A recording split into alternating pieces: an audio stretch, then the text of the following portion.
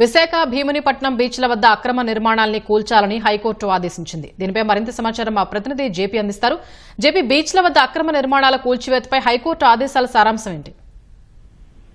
స్వప్న, ఈ రోజు విశాఖ భీమిలి బీచ్ వద్ద జరుగుతున్నటువంటి అక్రమ నిర్మాణాల పైన హైకోర్టు కొంత ఆగ్రహం వ్యక్తం చేసింది. దీంట్లో అక్రమ నిర్మాణాలను కూల్చివేయాలని అధికారులకు స్పష్టం చేసింది.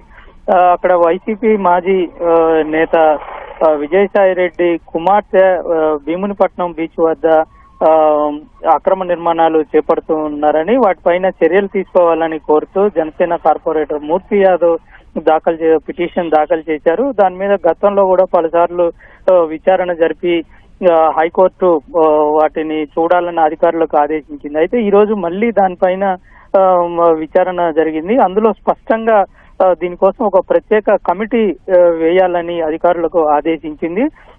అక్కడ ఉన్నటువంటి విశాఖ మున్సిపల్ కార్పొరేషన్ సంబంధించిన కమిషనరు, అదేవిధంగా జిల్లా కలెక్టరు, సిఆర్జెడ్ సంబంధించిన జోనల్ అధికారి, వీళ్ళ ముగ్గురు నేతృత్వంలో ఒక కమిటీ వేసి అక్కడ ప్రత్యక్షంగా క్షేత్రస్థాయిలో పరిశీలించి వాటిపైన ఒక నివేదిక ఇవ్వాలని, అక్కడ అక్రమ నిర్మాణాలు గనక చేపడితే ఖచ్చితంగా వాటిని కూల్చివేయాలని స్పష్టమైన ఆదేశాలు ఇచ్చింది. ఈ కమిటీ నివేదిక వచ్చే వారంలో, అంటే తదుపరి విచారణకి హైకోర్టుకి సమర్పించాలని తెలిపింది. మరొకవైపు తదుపరి విచారణను హైకోర్టు వచ్చే వారానికి వాయిదా వేసింది. ఒకవేళ నివేదిక సమర్పించడంలో గనక విఫలమైతే అధికారులు నేరుగా వ్యక్తిగతంగా కోర్టుకి హాజరు కావాలని స్పష్టమైన ఉత్తర్వులు జారీ చేసింది.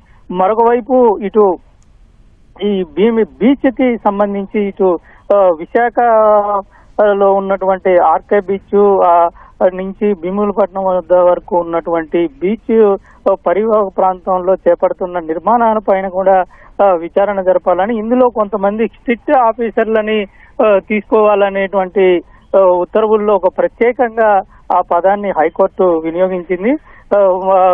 స్ట్రిక్ట్ ఆఫీసర్లను తీసుకొని దీని మీద పూర్తి స్థాయి పరిశీలన చేయాలని, అక్రమ నిర్మాణాలపై చర్యలు తీసుకోవాలని ఆదేశాల్లో పేర్కొంది. గతంలో ఇచ్చినటువంటి ఉత్తర్వులు అధికారుల దృష్టికి తీసుకువెళ్లినా వాళ్ళు సరైనటువంటి చర్యలు తీసుకోలేదని పిటిషనర్ తరపు న్యాయవాది కోర్టుకి తెలిపారు.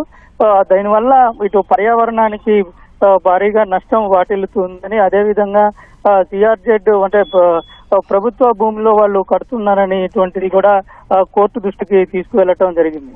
ఈ వాదనలు విన్నటువంటి న్యాయస్థానం ఒక ప్రత్యేకంగా కమిటీ వేసి ఆ కమిటీ క్షేత్రస్థాయిలో ఖచ్చితంగా పూర్తి స్థాయిలో జరిపి అక్రమం అని తేలితే వెంటనే వాటిని కూల్చివేయాలని స్పష్టమైన ఆదేశాలు ఇచ్చింది. స్వప్న. ధన్యవాదాలు జయప్రకాష్.